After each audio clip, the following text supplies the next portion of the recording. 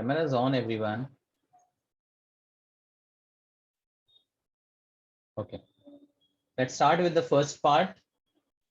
The question about the rates of reaction. So there is a reaction XA plus YB giving you Z moles of C.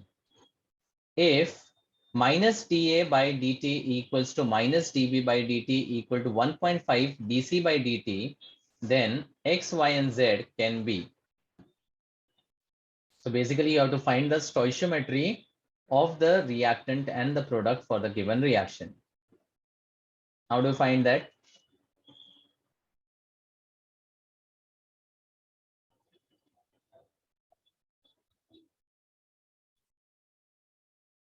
These are all the instantaneous rates of reaction which are being equated now. For the reaction of the type XA plus YB giving you ZC, how do you write the instantaneous rates with respect to ABC? minus 1 by x dA by dt.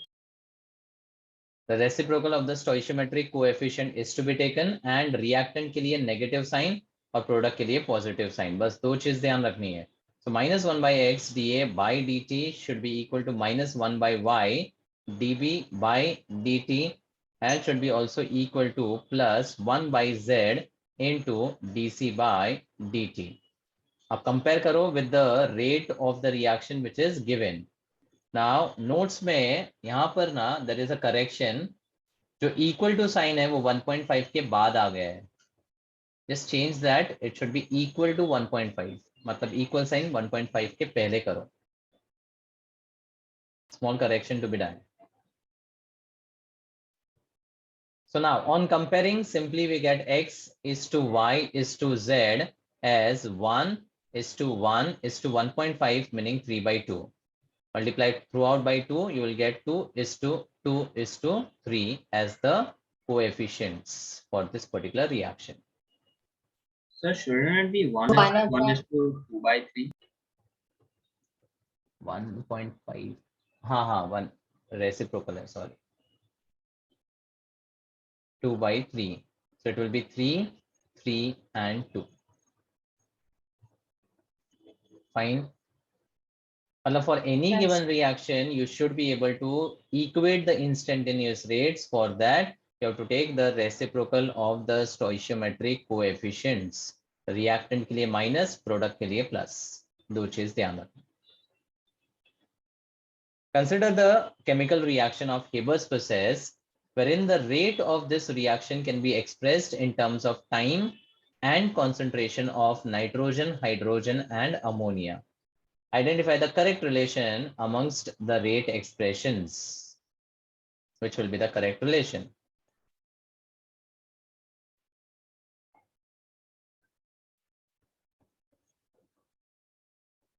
Third one. Third one में एक गड़बड़ है. Third नहीं हो जाता. First one लेकिन एक correction के साथ है या माइनस मिसिंग है. थर्ड नहीं हो सकता बिकॉज यहाँ पर हाफ मिसिंग है. अगर हाफ होता तो थर्ड करेक्ट होता. तो आंसर फर्स्ट है लेकिन the negative sign for the hydrogen is missing. Next, this is a very good question. Star mark करके रखो. Rate of formation of SO3 in the following reaction of 2SO2 plus O2 giving 2SO3 is 100 gram per minute.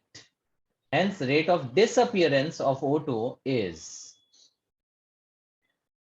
Now, how do you compare the rates of formation of SO3 and the disappearance of O2?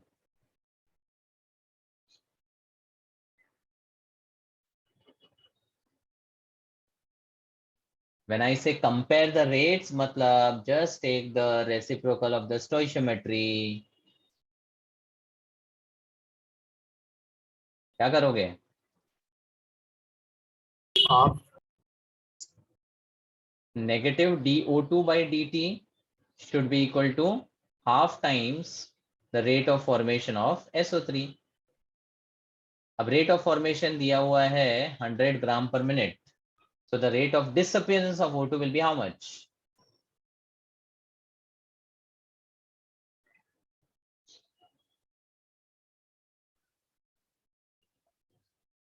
Will it be 50? No. No. Why? You have to take in terms of moles. Yes. तो यहां पर आप unit को ध्यान दो. It's given as gram per minute, which is not the correct unit for the rates. तो आपको ग्राम को मोल्स में कन्वर्ट करना पड़ेगा. अज्यूम करो कि वॉल्यूम जो है वो 1 लीटर है, कुछ नहीं दिया है, तो पहले आप इसको मोल पर लीटर पर मिनट में कन्वर्ट करोगे. To convert the grams into moles, you have to multiply the, sorry, you have to divide the molar mass. And then mole पर लीटर पर मिनट से आपको वापस ग्राम पर मिनट पे आना है. पर लीटर फिक्स है, ठीक है. तो again then you will multiply the molar mass. तो सबसे पहले when it's given with respect to SO3, to convert it into moles you will divide by 80 and then to convert back to gram oxygen का molar mass से multiply करना पड़ेगा 32. मतलब finally the answer will be half of formation is 100 by 80. अब आया unit mole per minute and then multiply by 32, वापस आया gram पर minute. So it's basically gram to mole and mole to gram. बस ये चीज ध्यान रखना है. सो 2 times 16, 16 times 5 and 5 times 20 is the answer. So it's 20 gram per minute. Volume per liter assume करना है. Volume दिया होता then you would have divided the volume also. Understood? Yes, sir. Next, about the rate law. For the reaction H2 plus Br2 giving 2 HBr, overall order is found to be 3/2. The rate of reaction can be expressed as,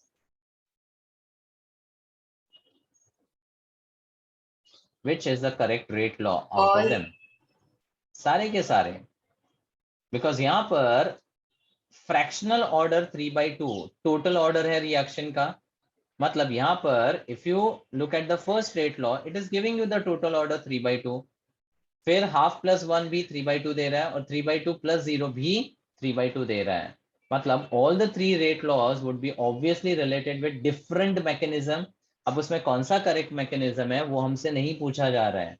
हमको यही बोलना है कि इनमें से correct rate laws कौन से है. The answer is all of them because it satisfies the order equal to 3/2.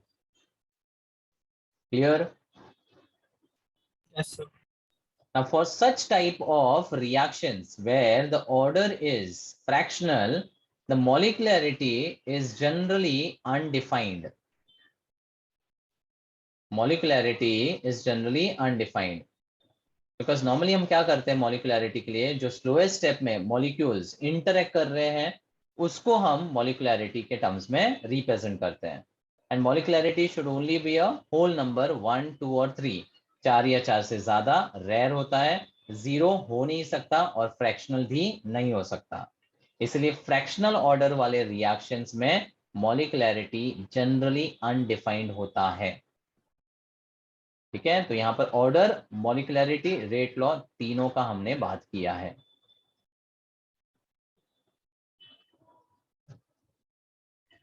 Next, the rate equation for the reaction 2A plus B giving C is found to be rate equal to K times A into B.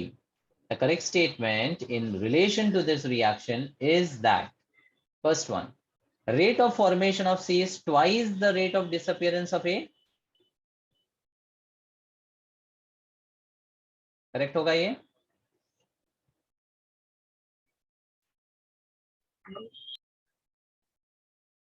Sorry प्रीति, नहीं होगा. Simple है ना. अगर हम C के लिए formation का rate X लेते हैं तो B कंज्यूम हो रहा है at the rate of X molar पर सेकेंड एंड A जो है वो कंज्यूम हो रहा है 2X के बराबर. ठीक है. मतलब जो rate of formation of A है वो ट्वाइस है rate of formation disappearance of, क्या बोल रहा हूं, जो rate of disappearance of A है that is twice the rate of formation of C. मतलब यहां पर अगर C को A से कंपेयर करोगे तो हाफ आना चाहिए ना. Yes, sir. Yes, sir. That is why this is incorrect statement. Half life is a constant False. because this is what order reaction? Second order. Second order. And second order के लिए half life is related to A naught as what? Inverse. 1 upon A naught raised to the order minus 1. ठीक है, ये general था. तो inverse two the A naught होना चाहिए. Constant सिर्फ फर्स्ट ऑर्डर के लिए आता है, तो ये भी गलत. Unit of K must be second inverse. False. False. K का जनरल यूनिट क्या था?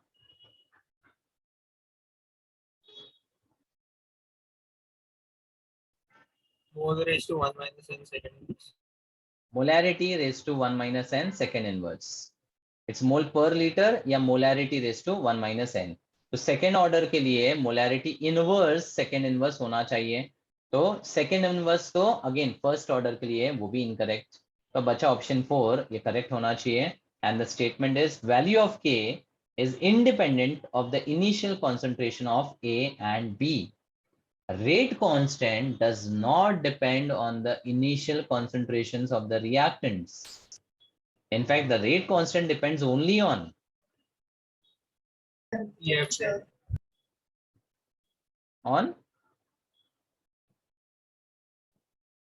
temperature and एक और factor, activation energy. As per Arrhenius equation, which is given as A times E raised to minus EA by RT. दो main factors के ऊपर depend करता है, activation energy and temperature. Next, for the reaction 2NO plus 2H2 giving N2 plus 2H2O, the rate expression can be written in following ways. So the rate of formation of N2 is equal to K1 time NO raised to 1 and H2 raised to 1.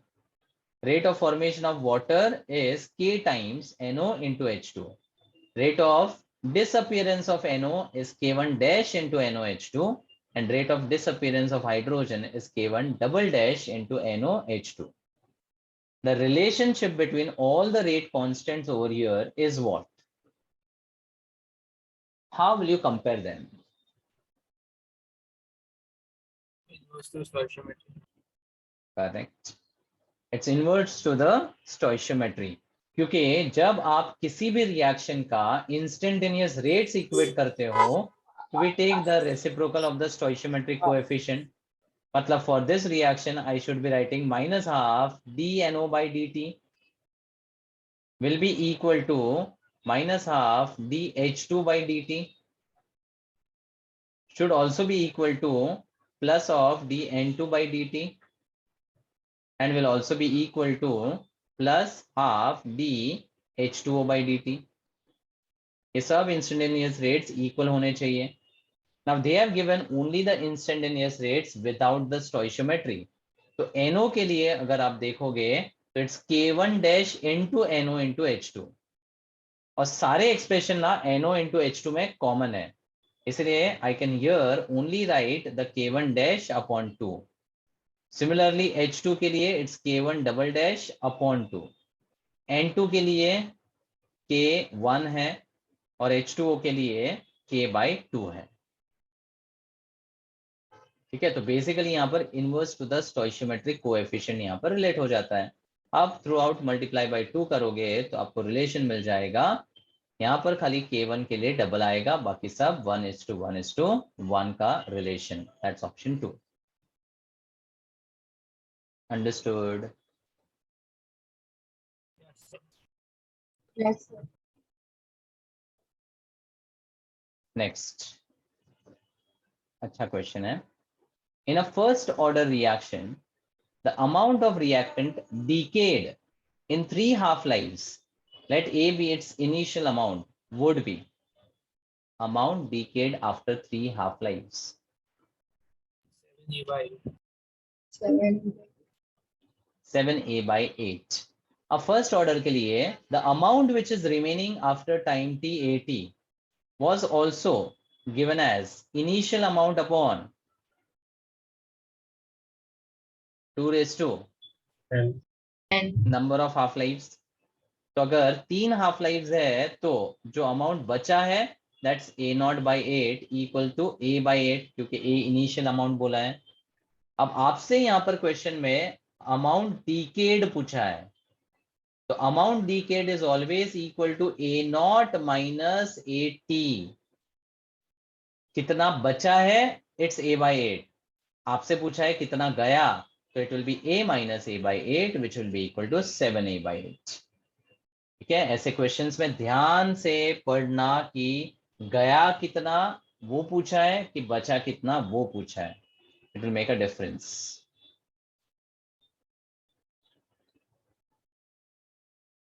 Next, in a certain reaction 10% of the reactant decomposes in 1 hour, 20% in 2 hours, 30% in 3 hours, and so on.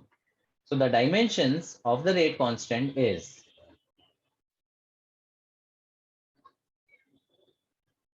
rate constant का dimension के लिए क्या ढूंढना पड़ेगा?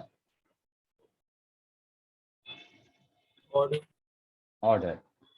Data से can you get any direct relation for the order?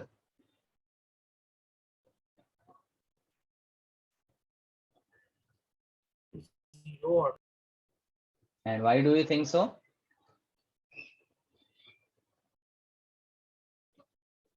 Rate is constant. Rate is constant. Yes. So the order in which the rate is independent on the initial concentration is a zero order reaction. ठीक है, तो यहाँ पर दो तरीका है. या तो आप रेट निकालो हर डेटा के लिए, अगर वो कांस्टेंट आ रहा है then it will be a zero order. अगर वो प्रोपोर्शनल टू द कंसंट्रेशन है then it will be a first order. ठीक है, जनरली ऐसे टाइप के क्वेश्चन के लिए आपका आंसर या तो 0 होगा या 1 या तो 2 होगा, बिकॉज बाकी ऑर्डर्स के लिए हमने अब तक IRL यानी इंटीग्रेटेड रेट लॉ को डिस्कस नहीं किया है. ठीक है, अगर आ भी जाए तो कोई इश्यू नहीं है. You know for any of the order how is rate and concentration correlated. ठीक है, इसका एक और सिंपल तरीका है, आप जस्ट IRL को वेरीफाई करो, और जिस ऑर्डर का IRL यानी इंटीग्रेटेड रेट लॉ वेरीफाई होता है that will give you the order. ठीक है, ये दूसरा तरीका है. पहला तरीका आप रेट को फाइंड कर लो, अगर रेट कांस्टेंट है मतलब it is a zero order reaction. Rate A से प्रोपोर्शनल है, it's a first order reaction. अच्छा, अज्यूम करें, मान लो अगर इसको जीरो ऑर्डर अज्यूम करें, how is the IRL given for zero order? Expression क्या था?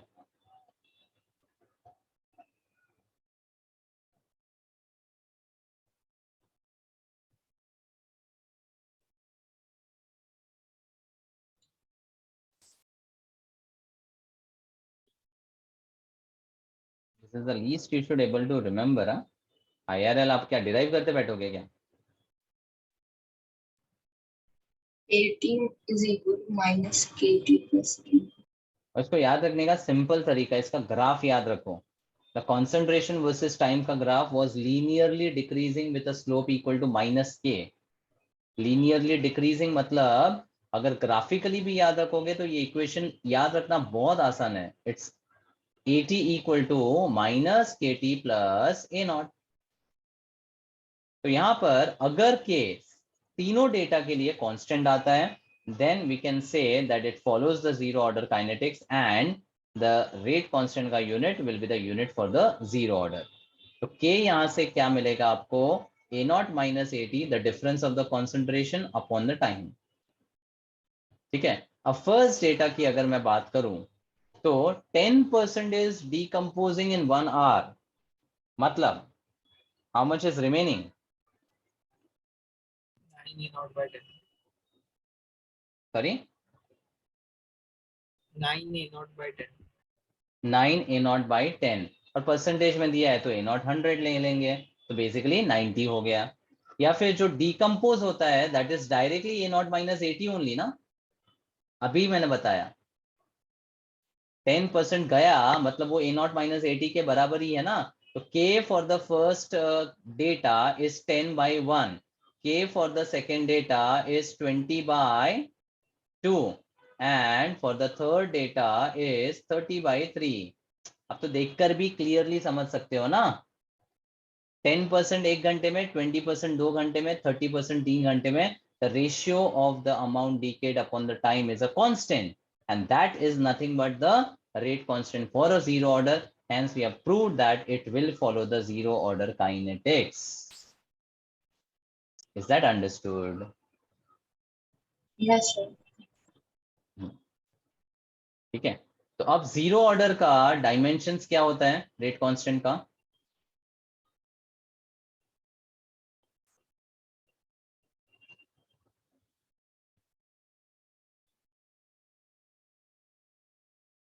इतना टाइम भाई. Molarity raise to 1 minus order second inverse. Per liter per second. It's just molarity per second, which is mole per liter per second. General forms yaad rakho. Next, this is a good question. If a first order reaction is completed to the extent of 75% and 50% in time intervals T1 and T2, what is the ratio of T1 is to T2?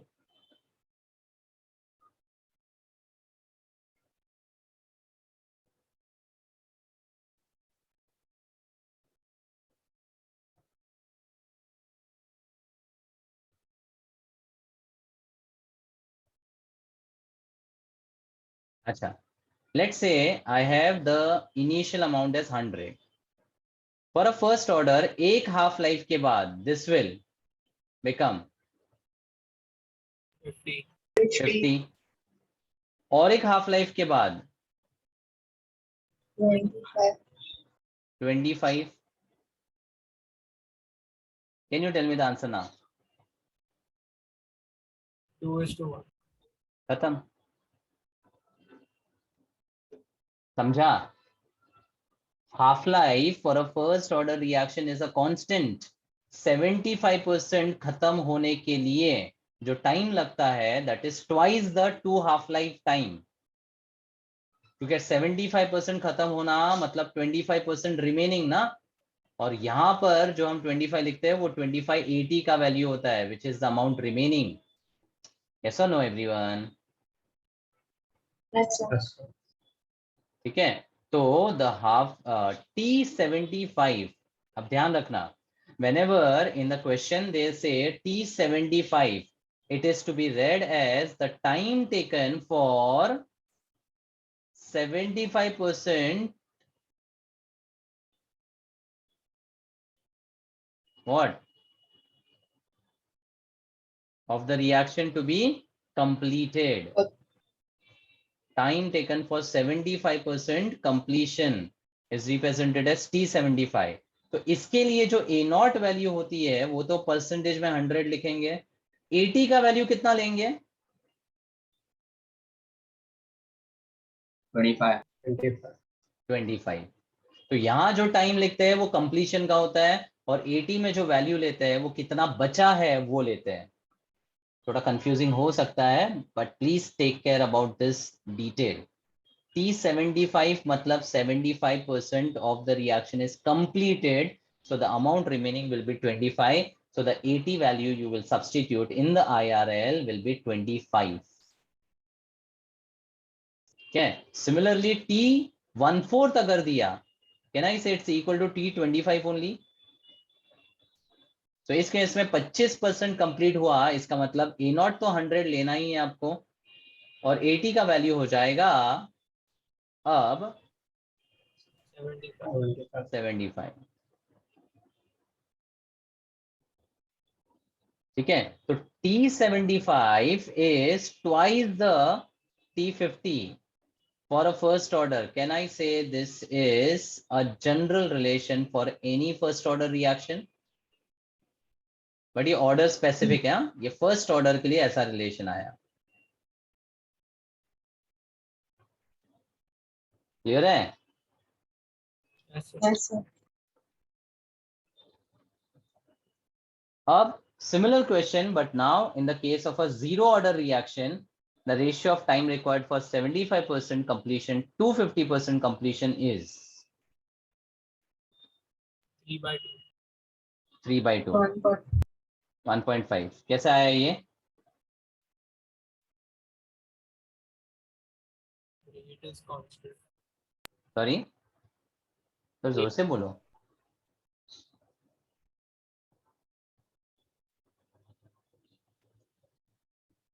Rate is constant. The rate is constant. तो zero order में rate तो k के बराबर ही होता है.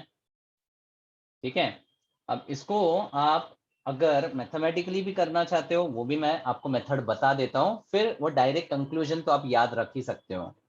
जैसे the time for a zero order reaction is given as 1/k into a0 minus at. अभी expression देखा ना, तो t75 जो है ना, that will be equal to 75/k, और t50 जो है that will be equal to 50/k ना. तो अब 75:50 का जो रेशियो है वो 75/50 आया, which is nothing but 3/2. That's 1.5. तो for any zero order reaction बादल में कंक्लूड करते हैं कि T75 जो है that is 1.5 times T50, which is nothing but T half. ठीक है. तो अगेन ये ऑर्डर स्पेसिफिक है, ये ध्यान रखना है, ऑर्डर स्पेसिफिक है फॉर जीरो ऑर्डर. अच्छा, इससे फायदा क्या होगा? मान लो कोई जीरो ऑर्डर रिएक्शन दिया एंड उसमें they gave the half life as 50 minutes and they ask that the time for 75% completion is how much? The answer will be directly 1.5 times 50, which is 75. Okay. Yes, sir. तो ये दो conclusions आप ध्यान रख सकते हो. For first order it's twice, 75 is twice of 50, and zero order के लिए 1.5 टाइम्स. प्रूव करना है तो through the IRL you can just prove it. Next, it's a very good question. The rate constant of the reaction A to 2B is 1 into 10⁻³ mole per liter per minute. If the initial concentration of A is 1 mole per liter, what would be the concentration of B after 100 minutes? What would be the concentration of product B after 100 minutes? Approach कैसा रहेगा बोलो. What is the first observation? It's a zero order reaction. Super. First observation, आपको rate constant के unit से order find कर लेना है, and molar पर टाइम के हिसाब से it's a definitely zero order. अब पी का कॉन्सेंट्रेशन कैसे ढूंढोगे?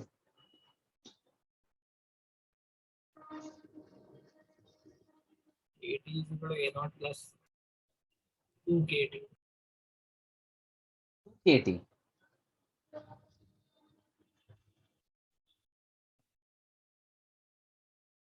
Stoichiometry is twice.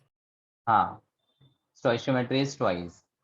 तो बेसिकली यहाँ पर concentration of B after a time T 100 minutes पूछा है. तो अगर मैं ये रिएक्शन में A to 2B initial A0 concentration लेता हूं, तो what will be the concentration of B initially? 0. अब जैसे जैसे टाइम जाएगा the concentration of B is 2x, तो A विल बिकम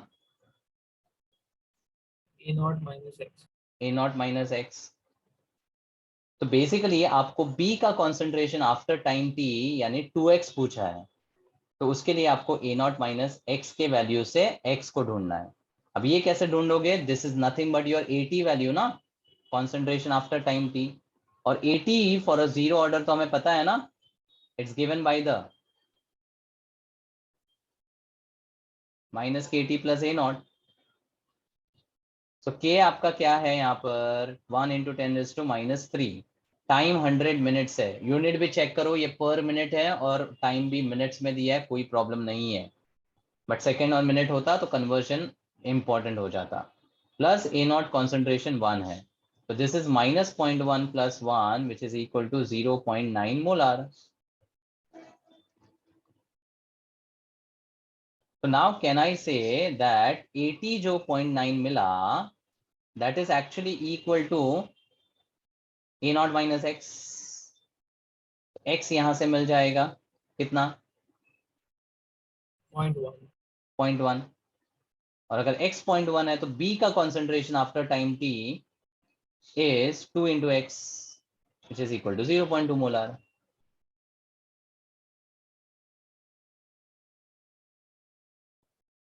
समझा?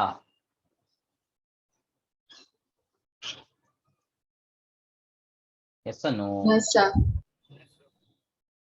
तो हमेशा याद रखो, through the IRL you get the information only about the concentration of the reactant.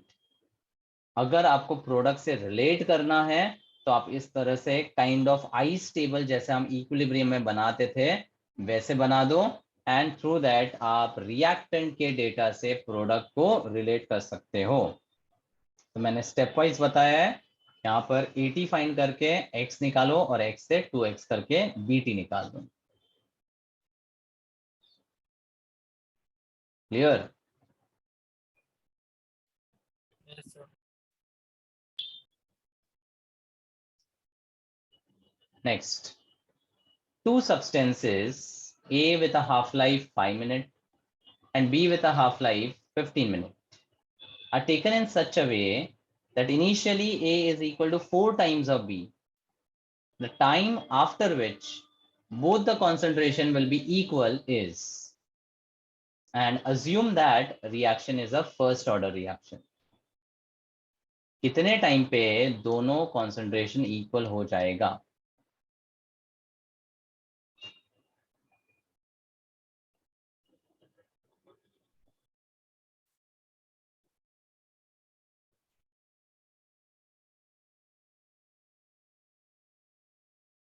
Now, assuming that the reaction is first order, मतलब आपको IRL first order का strike होना चाहिए, which is time equal to 2.303 upon the rate constant into log to the base 10 A naught by AT. But what is the reaction? The reaction is simply there are two substances which are following the first order kinetics. मतलब A giving you product and B giving you product.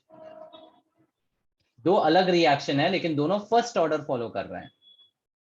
समझा? The reaction is A giving you product and B giving you product. They are two different reaction through the two different substances. ठीक है? Yes, sir. हाँ, तो अब यहाँ पर सबसे पहले आप देखो कि A का जो हाफ लाइफ है इट्स 5 मिनट एंड B का जो हाफ लाइफ है half of B that is equal to 15 minutes. दूसरा इंफॉर्मेशन दिया कि initially A 4 times of B है, मतलब जो A नॉट वाला कॉन्सेंट्रेशन है वो 4 टाइम है B नॉट से, एंड आपको टाइम फाइंड करना है जहां पर दोनों के कॉन्सेंट्रेशन इक्वल हो जाएंगे, यानी AT और BT इक्वल हो जाएंगे। This is the condition given. Data clear?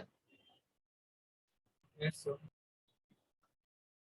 Now, if you use the logarithm form k equals to 2.303 upon time into log to the base 10 A naught upon AT, ठीक है, तो यहां पर आपको rate constant A का लेना पड़ेगा। यहाँ पर ये टाइम तो दोनों के लिए सिमिलर है, वही टाइम आपको ढूंढना है। सिमिलरली यहाँ पर KB जो है that will become 2.303 upon the time into log to the base 10 B not upon BT। ये दो एक्सप्रेशन लिख सकते हो, राइट? अब इनमें से AT और BT को अलग करके आप दोनों को इक्वेट करो and through this you find out the time. अब लॉगरिथम फॉर्म से ना थोड़ा कॉम्प्लिकेट हो जाएगा because the thing to be equated is inside the log. Rather than that, we can use some alternate expression which we have already derived. a naught upon 2 raised to n. नहीं, उससे time कहाँ relate होगा? So you can take the number of half lives of A to be n and B to be 3 times n, and then you can equate it, and then you get the value of n. Okay. Number of half-lives will be equal to total time upon the t half. So number of half-lives for A is equal to t upon the t half of A, which is equal to t upon 5. And number of half-lives B का t upon 15 होगा. आगे. So then the number of half lives of B will be 3 times that of A. So then you can take it as 4 A naught upon 2 raised to 3n is equal to A naught upon 2 raised to n. क्योंकि 80 का जो formula था that was A naught upon 2 raised to the number of half lives. तो यहाँ पर Na हो जाएगा और ये हो जाएगा B naught upon 2 raised to NB. और A naught और B naught का रेशियो आपको यहाँ पर मिल रहा है 4 times. तो on the left hand side it will be 4 times and 2 raised to Na upon 2 raised to NB. बराबर? Yes, sir. So this will be equal to 2 raised to Na minus NB.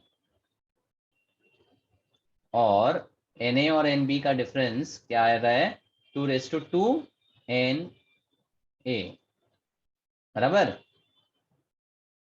Yes, sir. NB is 3Na ना? NB is 3Na. Na को आप ले लो in terms of NB. हाँ, तो -2Na आएगा, minus आएगा, right? और यहाँ पर 2 raised to 2 ले सकते हैं. So equating the indices, I'll get 2 equal to -2 times Na. 2 cancel हो जाएगा. 1 equal to minus Na की जगह t/15. माइनस क्यों आ रहा है? कुछ गड़बड़ किया है क्या?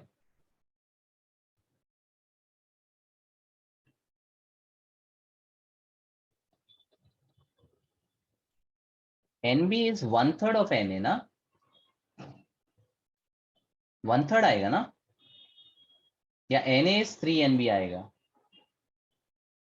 राइट नमन?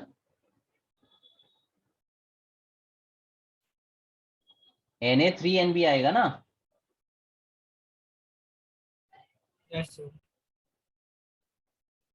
तो यहाँ पर आपका आ जाएगा Na minus NB as 2NB. Equating the indices, this will be 2 into NB. So NB क्या है आपका? t/15. ठीक है? So t is equal to 15 minutes. ये आ गया. समझा? ये एक तो हाफ लाइफ मेथड है जो आप AT equal to BT के कंडीशन के थ्रू फॉलो कर सकते हो, because we know that AT for a first order is given as A naught upon 2 raised to the number of half lives. And half life को आप half life time से equate या compare कर सकते हो. ठीक है? एक और तरीका है, that is the exponential method. मतलब what was the exponential form for a first order reaction?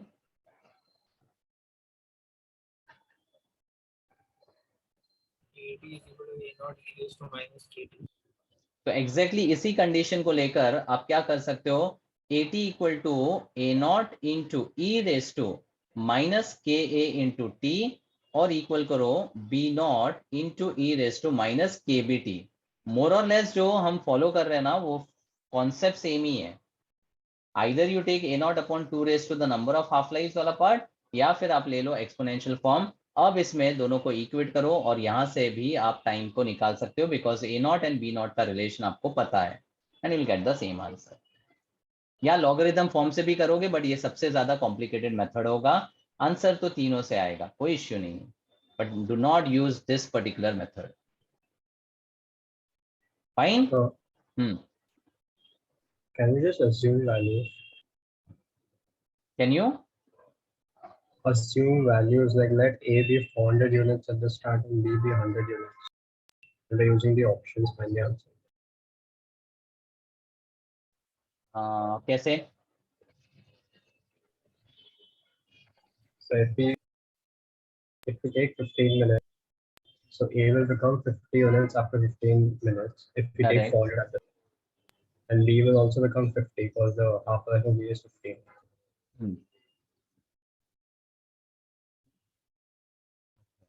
400, 200, 150. Yes. या 100, 400 नहीं भी assume करो तो 1/4 या 4 times ऐसे लेकर भी कर सकते हो. हाँ, that way also you can do. Okay. So 100 to 50 and 50 to 25 and 25 to 12.5. Right, ये एक हाफ लाइफ में हुआ, ये 2 हाफ लाइफ्स के लिए और ये 3 हाफ लाइफ्स के लिए. तो बेसिकली आप यही कॉन्सेप्ट को यहाँ पर यूज कर रहे हो in a shortcut method. That can be done definitely. मतलब ये थर्ड मेथड हो गया, चलेगा, काम करेगा ये भी. गुड. बिकॉज आपका इनिशियल कॉन्सेंट्रेशन यहाँ पर क्या दिया है कि ए नॉट जो है वो 4 टाइम्स ऑफ बी नॉट है. तो मान लो अगर मैं इसको बी कंसिडर करता हूं तो ए के लिए आई शुड स्टार्ट विथ 25. ए को, या तो अगर ये ए लिया तो बी को 25 लेना है, या बी को 100 लिया तो ए को 400 ले लोगे. राइट, ये 4 टाइम्स है ना बी से. या तो 100 400 लो या 125 लो, कोई प्रॉब्लम नहीं है. Either ways you can take it. Reference आपके ऊपर है. समझा? Yes, sir.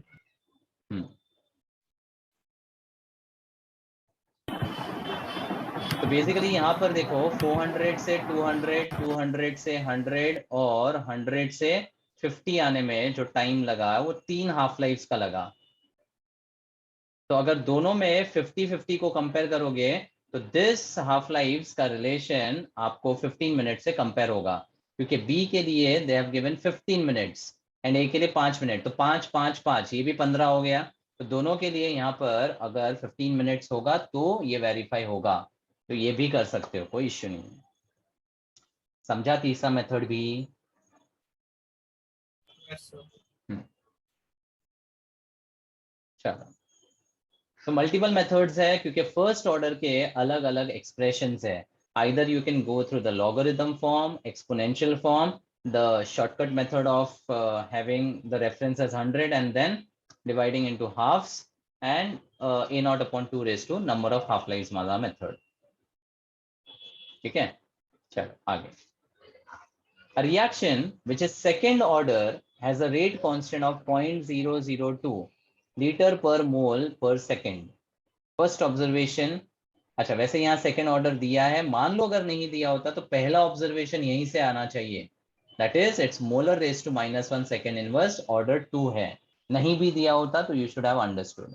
आगे, if the initial concentration of the reactant is 0.2, how long will it take for the concentration to become 0.04? Now we have derived the IRL for second order also. Can you tell me that?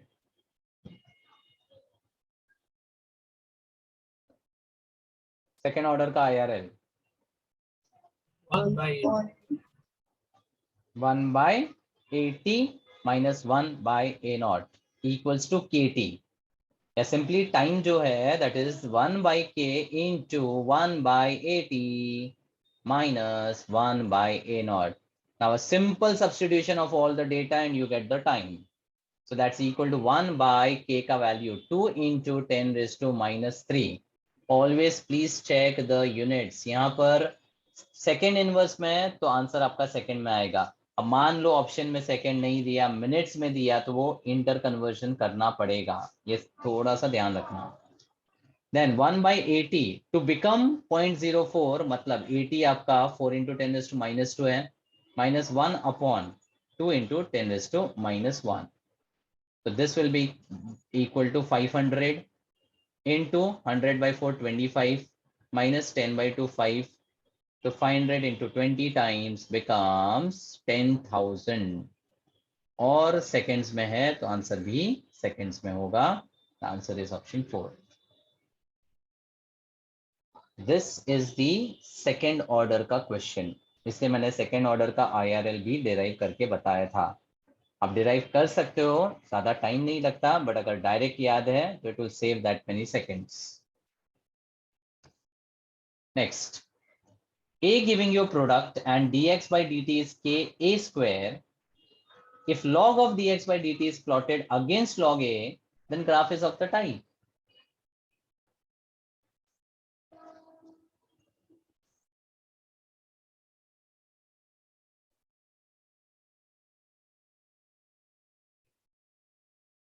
Third one. Third one, कोई problem ही नहीं है. Graph वाले question के लिए आपको हमेशा एक mathematical equation लाना है बस. मतलब अगर आपको dx by dt equal to ka square दिया है तो लॉगरिथम फॉर्म में just take the logs on both sides. तो log of dx by dt will be equal to 2 into log a plus log of k.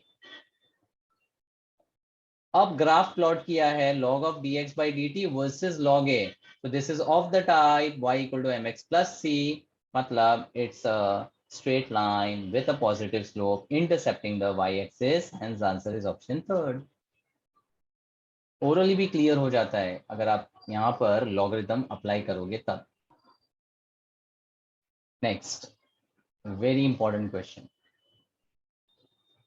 The reaction of A solid giving you 2B plus C gaseous is first order. The pressure after 20 minutes and after a very long time are 150 mmHg and 225 mmHg. The value of rate constant and pressure after 40 minutes are.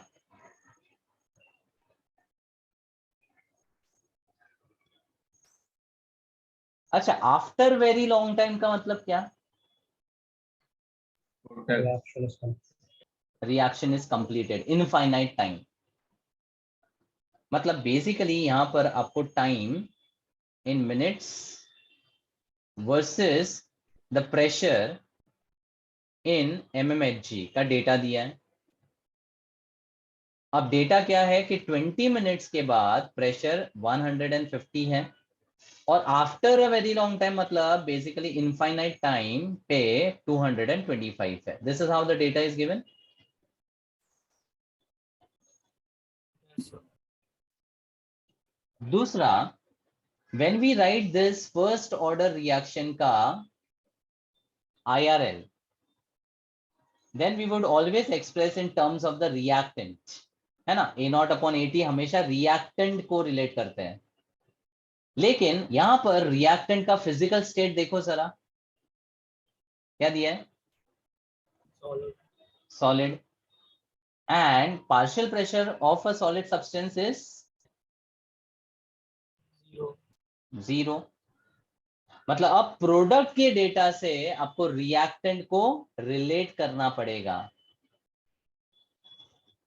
तो याद है हमने एक question solve किया था जिसमें peroxide was decomposing to give water and half oxygen. उसमें आपको time versus volume of oxygen का डेटा दिया था. 100 पे, 200 पे, 300 पे और इनफाइनाइट पे कुछ वैल्यूज दिया था. हमने फिर इसका IRL मॉडिफाई किया था ना, प्रोडक्ट से रिलेट करके reactant. Can you tell me what was that?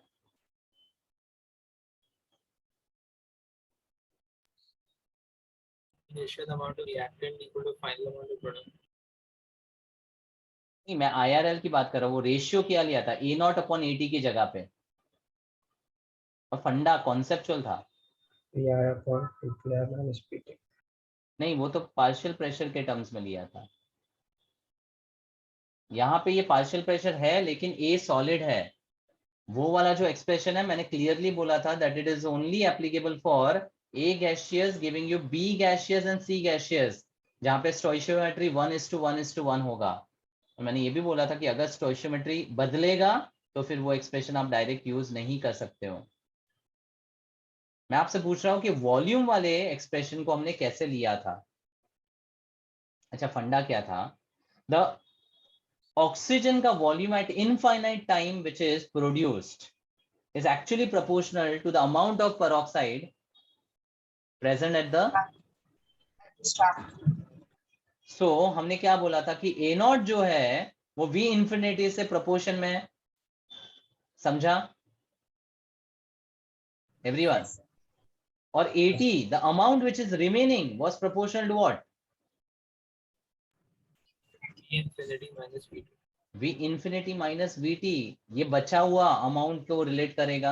इसलिए हमारा IRL वो जो रेशियो है V infinity upon V infinity minus VT हो गया था। Do you agree? Yes. ठीक है, मतलब बेसिकली आपका ये जो वैल्यू है, कैन आई से इट्स PT, और ये जो वैल्यू है वो P इंफिनिटी है, प्रोडक्ट वाला वैल्यूज। मतलब मेरा IRL can I now write in this particular form as the rate constant K is equal to 1/T into LN, क्योंकि LN के फॉर्म में आपको दिया हुआ है ऑप्शंस में, है ना? तो 2.303 नहीं ले रहा हूं। LN of LN of A not by AT की जगह पे क्या लिखूं, बोलो? What should I write? P P infinity, upon P infinity minus VT. बस। सो सब्स्टिट्यूट करो 1/20 मिनट्स के बाद ln of P infinity is 225 upon P infinity minus PT is 75।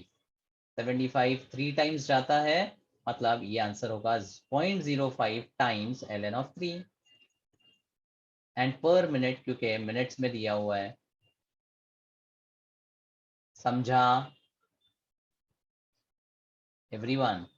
Yes, sir. ठीक है, तो जब भी प्रोडक्ट्स का इंफॉर्मेशन दिया होगा तो रिएक्टेंट से कोरिलेट करके आपको IRL मॉडिफाई करना है फर्स्ट ऑर्डर का, and then substitute the values to get the rate constant. अब यहाँ दो चीजें पूछी है। सो फर्स्ट ऑफ ऑल दो ऑप्शन तो मैं रूल आउट कर सकता हूँ, because ln of 3.05 into ln of 3 दो ही ऑप्शन में है। अब बाकी में से कौन सा मेरा करेक्ट आंसर है, उसके लिए दूसरी चीज पूछी है, pressure after 40 minute. What is asked now? PT. PT पूछा है और टाइम दिया है 40 मिनट्स, और K की वैल्यू तो आ चुकी है ना। अब K तो कांस्टेंट ही होगा, चाहे 20 मिनट हो या 40 मिनट। यस और no? Yes. So once again I will use the IRL. For the K I will substitute 0.05 into ln of 3 equals to 1 by time is 40 into ln of 225 upon 225 minus PT। अब मुझे ये PT solve करना है ना। आया कि नहीं समझ में? Yes, sir. अब 0.05 बेसिकली 1/20 था ना, तो ये 20 और 2 टाइम्स जाएगा, ये 2 मल्टीप्लाई होगा। 2 ln 3 is what? ln 9. So I can say ln of 9 is equal to ln of 225 upon 225 minus PT। ऐसा क्यों किया? ताकि दोनों तरफ से now I can just equate। So 9 into 225 minus 9 PT is equal to 225। ln compare कर सकते हैं ना? Wrong to do that, but just compare किया मैंने, राइट? सो अब यहाँ पर आपको आएगा 8 into 225 upon 9 equals to PT। अब 9 into 2 18, 45 5 टाइम्स 25 into 8 आ गया 200 mmHg is the answer. So the correct answer is option 4.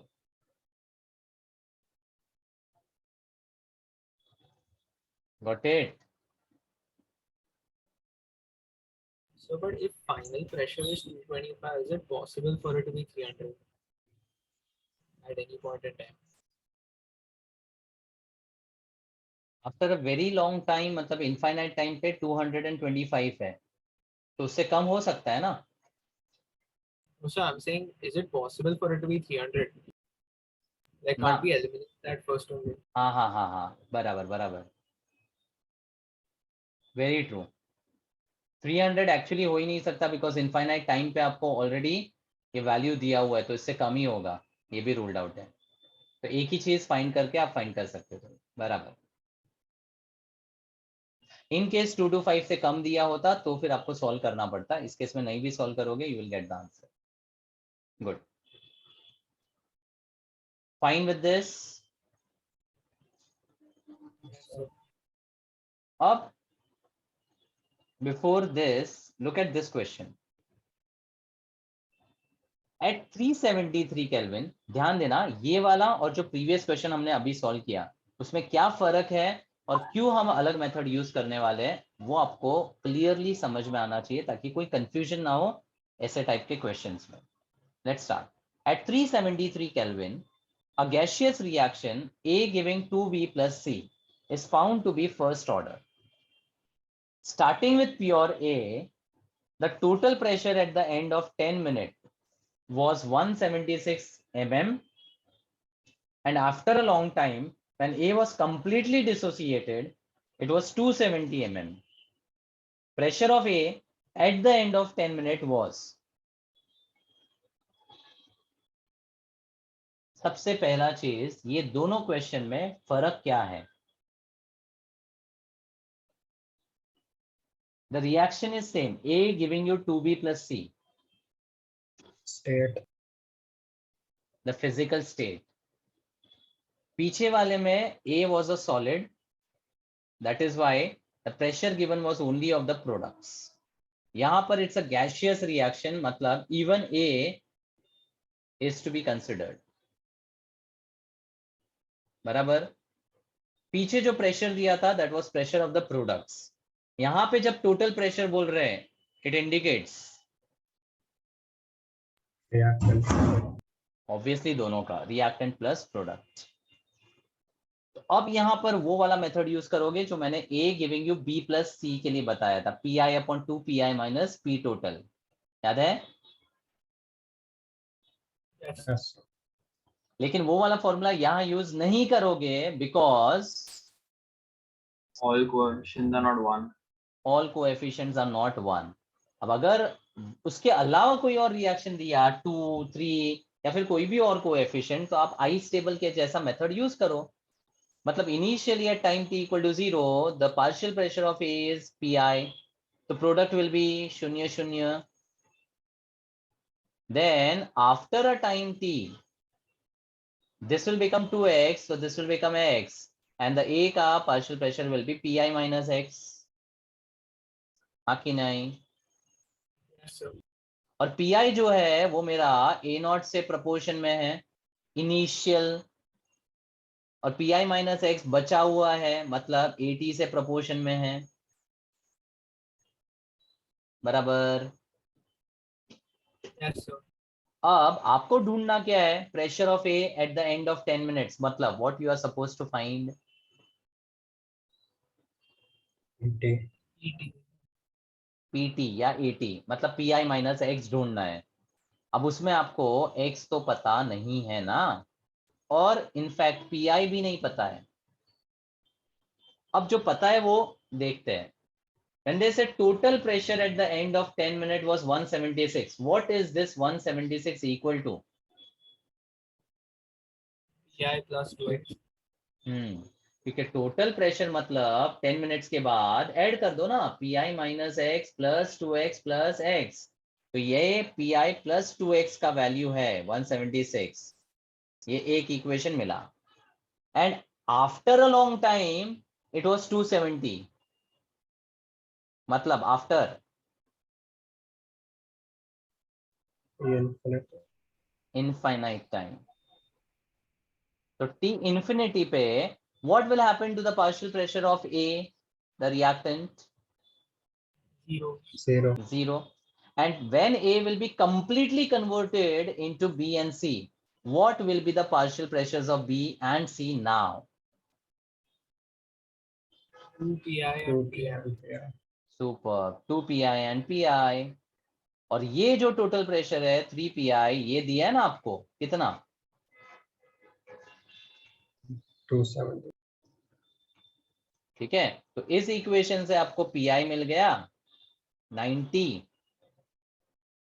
और फिर ऊपर सब्स्टिट्यूट करो तो 2x मिल जाएगा 86, यानी x मिल जाएगा 43, और x अगर 43 है तो आपको फाइंड करने जो बोला 80, which is actually proportional to pi minus x, will be equal to 90 minus 43 ना, meaning your answer will be 47 mm. समझा? Yes, sir. तो जब रिएक्टेंट सॉलिड है तब जो प्रेशर दिया है वो सिर्फ प्रोडक्ट के बारे में बात कर रहा है, तो हमको प्रोडक्ट से रिलेटिवली रेशियो ऑफ रिएक्टेंट को रिलेट करना है, और यहाँ पर सारे के सारे गैसियस सब्सटेंसेस है, तो आपको टोटल प्रेशर के थ्रू अननोन एक्स को निकालना है, और फिर एक्स के थ्रू जो भी चीज पूछा है वो फाइंड आउट करना है। अच्छा, यहाँ रेट कांस्टेंट पूछा होता तो कैसे ढूंढते हैं? K will be equal to 1/10 into ln of what by what?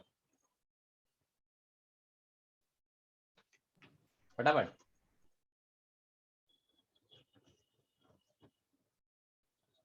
Yeah. हाँ, AI minus x upon 3x. Answer क्या मतलब? रेशियो बोलो ना डायरेक्ट, अब वैल्यूज भी सारी पता है आपको।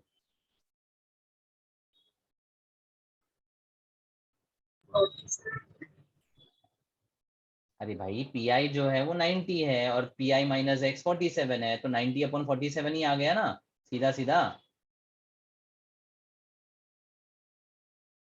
यस और नो? Yes, sir. फाइन, सो ये मिनट इनवर्स मतलब के भी पूछ लिया तो वो भी आप ढूंढ सकते हो। चलो अब पीछे एक क्वेश्चन रह गया था। हाँ, in 3 different reactions involving a single reactant in each case, a plot of rate on the y-axis versus concentration of the reactant on the x-axis yields 3 different curves shown below. What are the possible orders of the reaction 1 to 3?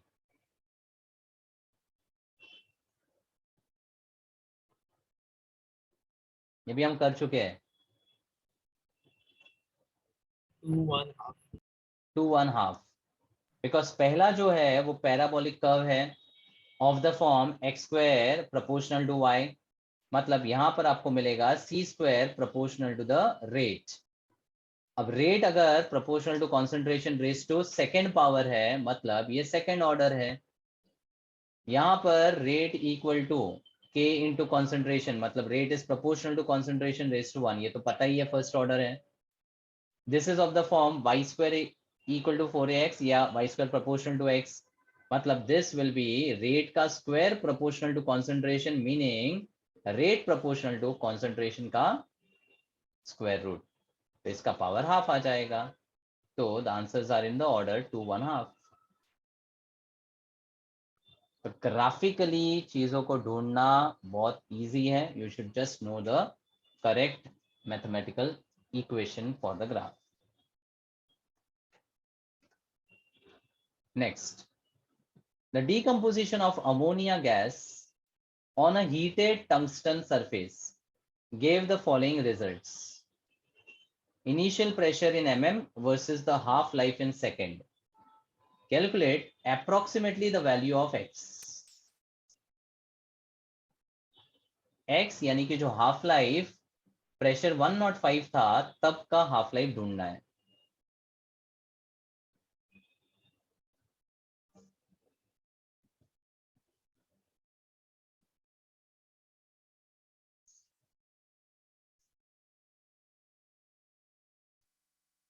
अच्छा, पहले statement से कुछ strike होता है क्या?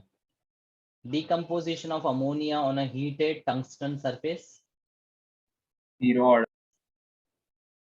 ये direct fact है, मैंने लिखवाया भी है, और ऑन अ टंगस्टन जहां पर भी एड्सॉर्प्शन रिलेटेड रिएक्शंस होंगे, याद रखो वो जीरो ऑर्डर होते हैं। और अगर ये जीरो ऑर्डर है तो what is the half life का expression?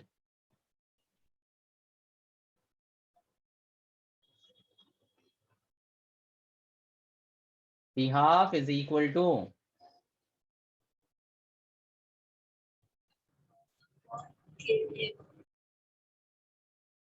A naught upon 2K.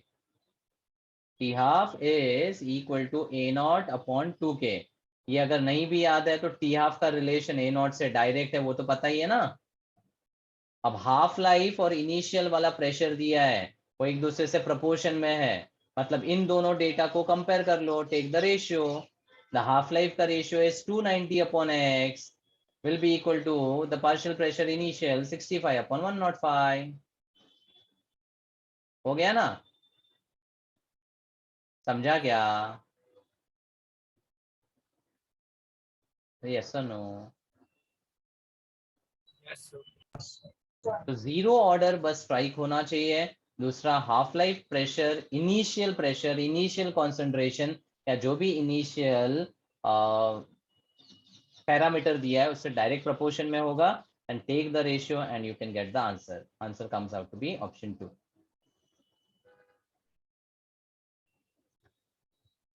Next, ये भी हमने किया हुआ है, just try to understand. In the reaction ammonium nitrite giving N2 plus 2H2O, the volume of N2 after 20 minutes and after a very long time is 40 ml and 70 ml respectively. The value of the rate constant is,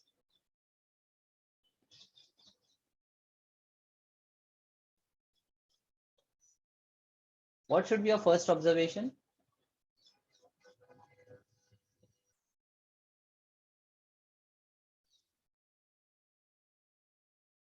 Ammonium nitrate decompose कर रहा है, giving you a gaseous nitrogen product.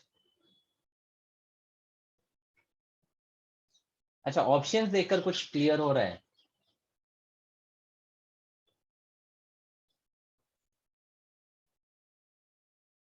First order, yeah. Obviously, क्योंकि सारे units time inverse के हैं, और time inverse अगर rate constant का यूनिट है मतलब फर्स्ट ऑर्डर, तो वैसे तो डीकंपोजिशन रिएक्शंस फर्स्ट ऑर्डर होते हैं। अगर वो ना भी पता हो तो याद रखना रेट कांस्टेंट का यूनिट बहुत इंपॉर्टेंट है, आपको सीधा वो ऑर्डर बता सकता है। ठीक है, अब this decomposition reaction is very similar to peroxide का डीकंपोजिशन। एंड पेरोक्साइड के डीकंपोजिशन में time versus volume of oxygen को जब हमने कंपेयर किया था, what was the IRL we obtained? आज ही बताया मैंने।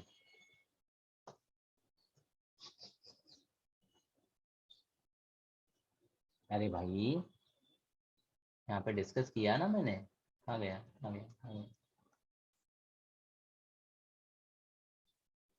हाँ ये वाला, इट्स सिमिलर ना, peroxide decomposing giving you a gaseous product.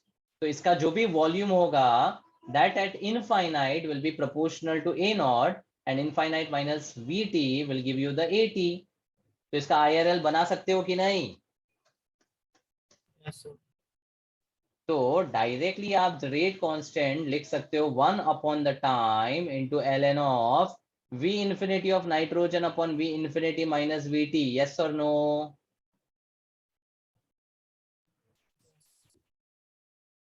अरे हाँ ना बोलो। Yes, sir. तो 1/20 into ln of 70 upon difference है 30 का, तो 1/20 into ln 7/3, which is the correct answer। Second. Second and not third. Third में क्या गड़बड़ है? 2.3030. थर्ड ऑप्शन में लॉग दिया हुआ है, मतलब यहाँ पर ये log टू द बेस 10 हो गया, और जब आप इसको log टू द बेस 10 में कन्वर्ट करोगे तो 2.303 आना चाहिए, जो कि मिसिंग है, तो ये ऑप्शन भी रूल्ड आउट है। अब बचा एक ही। अब ये ऑप्शन में क्या किया है, 2.303 मल्टीप्लाई करके इसको log to the base 10 में कन्वर्ट कर दिया, और दूसरा यहाँ पर जो पर मिनट वाला यूनिट था उसको पर सेकेंड में कन्वर्ट कर दिया। तो नीचे जो 20 है वो 60 से मल्टीप्लाई हो जाएगा ना, तो 1200 आ जाएगा। Clear? Yes, sir. Next, effect of temperature studied by Arrhenius. RNA's equation given by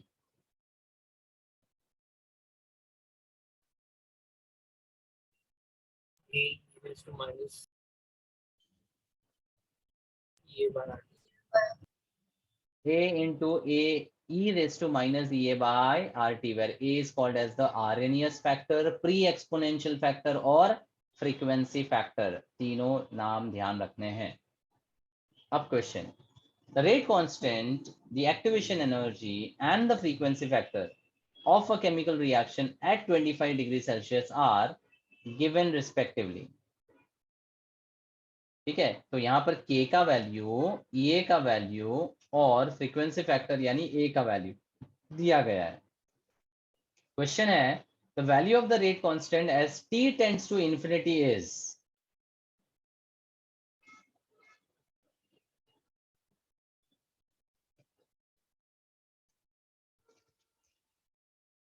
T becoming infinite, your EA by RT will tend to become 0.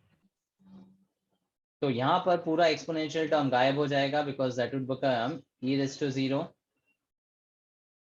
मतलब जब टेम्परेचर बहुत ज्यादा हाई होगा, your rate constant will become equal to A. The frequency factor A only. तो यहाँ पर जो rate constant का वैल्यू है वो A के बराबर ही है, और A का जो वैल्यू है वो 6 × 10⁻14 है, and that's why the answer is 2। This was a JEE question asked. Simple, na?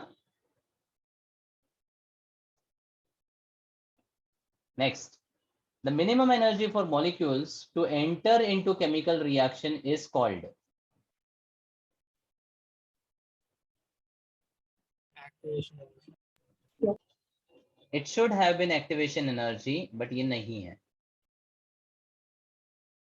क्यों? ग्राफिकली जब मिनिमम एनर्जी बोलते हैं तो सबसे पहले हम अज्यूम करते हैं कि रिएक्टेंट में कुछ तो अमाउंट स्टोर्ड फॉर्म में है, which is the potential energy of the reactant. उसके अलावा it requires a minimum activation energy to convert into the product, हाँ कि नहीं? यस और नो? तो जब मिनिमम एनर्जी बोलते हैं मतलब टोटल एनर्जी की बात कर रहे हैं, तो total energy will be equal to potential energy of the reactant already present plus the activation energy। मतलब मान लो अगर ये 100 किलो जूल के बराबर है और एक्टिवेशन एनर्जी 50 किलो जूल के बराबर है, तो रिएक्टेंट के मॉलिक्यूल्स को प्रोडक्ट तक पहुंचने के लिए मिनिमम एनर्जी 50 लगेगा कि 150 लगेगा?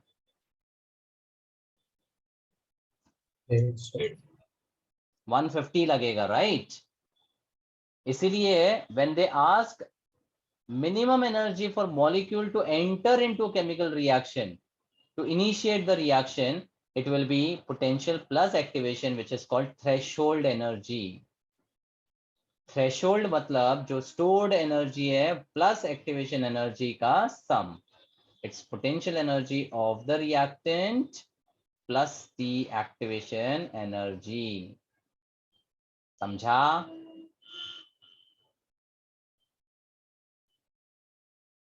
Yes, sir. Next, the activation energy for the forward reaction X to Y is 60 and delta H is -20. The activation energy for the backward reaction Y to X will be how much? ये भी equilibrium में कर चुके हैं, orally answer बता सकते हो? 80 is the answer। क्योंकि सबसे पहले डेल्टा H नेगेटिव इंडिकेट करता है कि ये एक एक्सोथर्मिक रिएक्शन है, जो ग्राफ ऐसा बनाएंगे। अब इसमें रिएक्टेंट से लेकर ट्रांजिशन स्टेट तक जो एनर्जी है that is the EA forward, और प्रोडक्ट से लेकर ट्रांजिशन स्टेट तक को जो एनर्जी है that is the activation energy for the backward reaction EAB ना, और इसका डिफरेंस जो है that gives you delta H. Delta H। ठीक है, मतलब यहां पर फॉरवर्ड का एक्टिवेशन एनर्जी 60 था, डेल्टा H -20 है, तो ये टोटल एनर्जी 80 के बराबर होगा ना बैकवर्ड के लिए।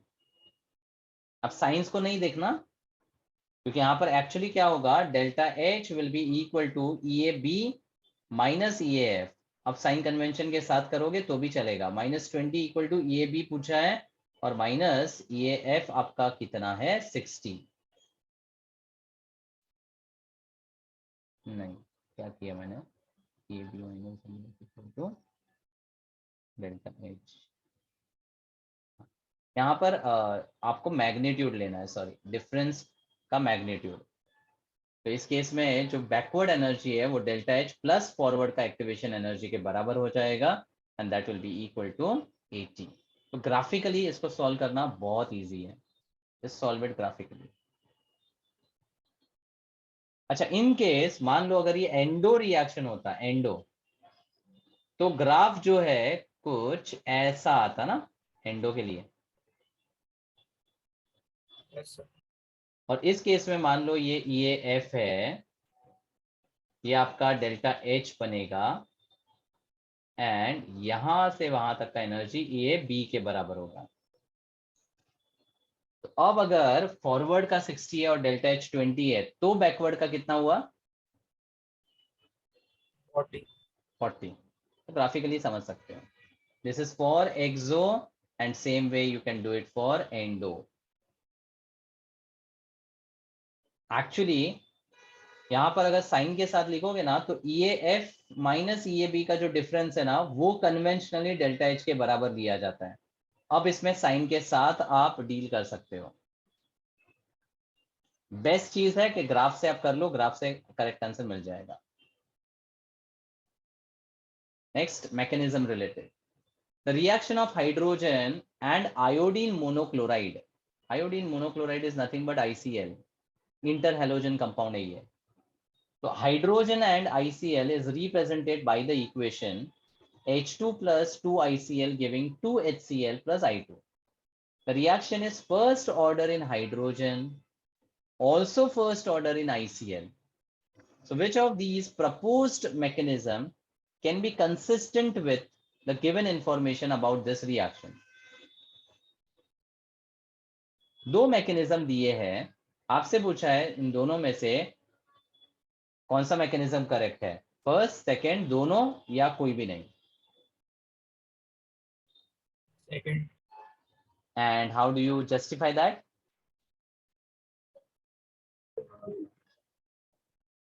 First one will be ICl squared.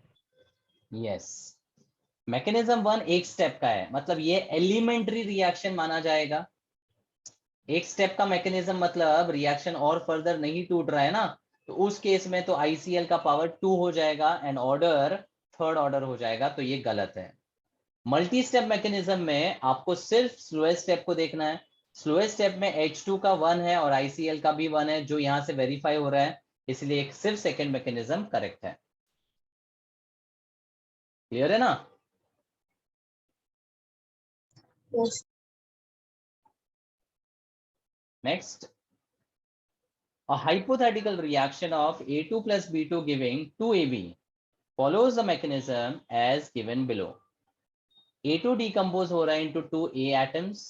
A is reacting with B2 to give AB and B. Then A and B reacts to give AB. अब नेट रिएक्शन ऐड करके देखोगे तो यही मिलने वाला है।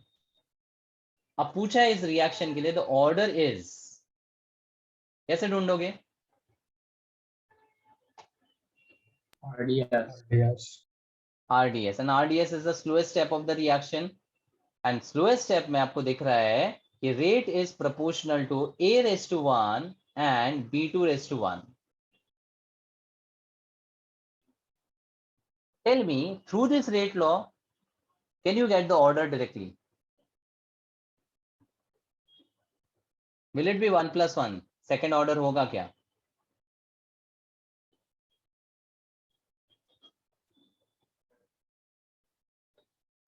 अच्छा मुझे बताओ, for this reaction if I don't know the order, how would you have written the rate law? कैसे लिखते हैं आप?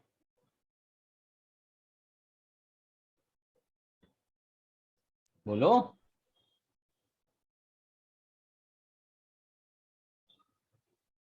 अरे भाई, अगर ऑर्डर नहीं पता है तो कैसे लिखा होता आपने rate law? A2 A2 A is A2 raise to x और B2 रेज टू y, मतलब आपका जो रेट लॉ है that should be A2 raise to something and B2 raise to something, but यहां पर जो स्लो स्टेप से आ रहा है that is giving you k into A raise to 1 and B2 raise to 1। B2 का power order तो आ गया, लेकिन A2 का ऑर्डर नहीं आया। अब A2 की जगह पे कौन आ रहा है? A, और A जो है रिएक्शन का इंटरमीडिएट है, तो हम रेट लॉ इंटरमीडिएट के टर्म्स में लिखते हैं क्या? नहीं। तो आपको A और A2 का कोई रिलेशन लाना पड़ेगा, उसके लिए कुछ दिया है क्या? first reaction. इक्विलिब्रियम रिएक्शन दिया है, फर्स्ट वाला, which is a first reaction, and equilibrium reaction दिया है, तो can I write k equilibrium is equal to A square upon A2? हाँ कि नहीं? Yes, sir. तो आपका A जो है that will be equal to K equilibrium raise to half into A2 raise to half. Yes और no? Yes, sir. तो अब यहां पर इस पर्टिकुलर इक्वेशन को सब्स्टिट्यूट करो इन द इक्वेशन 1। तो थर्ड स्टेप में आपका नया रेट लॉ आ जाता है k into k equilibrium raise to half into A2 raise to half into B2 raise to 1। अब ये फॉर्म में आ गया, तो x मिला हाफ, y मिला 1। Now the order is 1.5. 1.5, that is 1.5 not 2। समझा ये क्वेश्चन का variation? Yes, sir. And the last one, complications in first order reaction. The substance undergoes first order decomposition, and decomposition follows two parallel first order reactions, where A gives you B with the rate constant K1 and A also gives you C with the rate constant K2। K1 K2 की value दी है, B और C का percentage find करना है। What is the funda? Parallel order reaction. How do you find? Q1 upon Q. 7.1. K1 upon K average into 100, where average is actually the Sum. A1. sum of K1 and K2. So this will be 1.26 into 10 power minus 4 upon, दोनों का सम लेना है। अब सम लेने के लिए 10 के power को इक्वेट करना पड़ेगा, ठीक है? तो यहाँ पर मैं लिख सकता हूँ 0.38 into 10 raised to minus 4। तो अब जब दोनों को ऐड करूंगा तो 1.26 प्लस 0.38 और 10 पावर माइनस 4 कॉमन होगा, ये कैंसिल हो गया एंड मल्टीप्लाई बाय 100। सो आपको मिलता है 1.26 अपॉन 3646566664, मतलब 1.64 इंटू 100, तो ऑलमोस्ट 12/16 के आसपास है। How much is that? 3/4.